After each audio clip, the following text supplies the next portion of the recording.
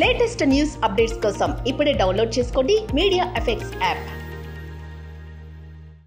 Welcome to media effects.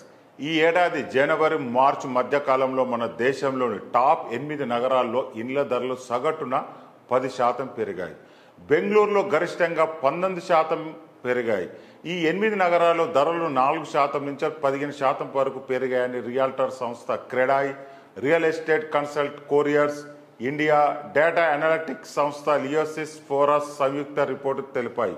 బెంగళూరులో ఇండ్ల ధరలు సగటున చదరపు అడుగు 10,377కు చేరాయి.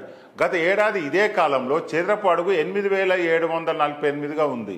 లియోసిస్ ఫోరస్ మేనేజింగ్ డైరెక్టర్ పంకజ్ కుమార్ మాట్లాడుతూ, బెంగళూరులో పాటు ఢిల్లీ, ఎన్సీఆర్, హైదరాబాద్, పూణేలో గణనీయమైన బిజినెస్ పెరుగుదల ఉందని ఆయన తెలిపారు. తక్కువ వడ్డీ రేట్ల కారణంగా డిమాండ్ ఇంక నుంచి కొనసాగవచ్చని అన్నారు. ధరలు మరో 10 నుంచి 15% పెరగవచ్చని కపూర్ చెప్పారు.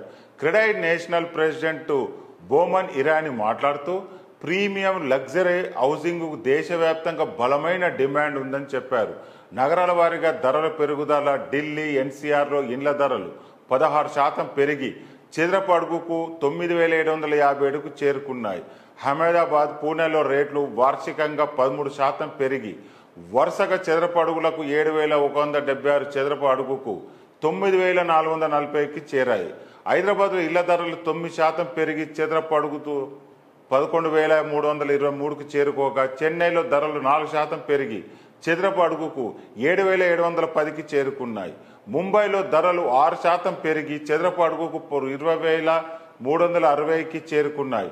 కోల్కతా ధరలు చదరపు అడుగుకు 7,211 నుంచి 7% పెరిగి 7,727లకు చేరుకున్నాయి.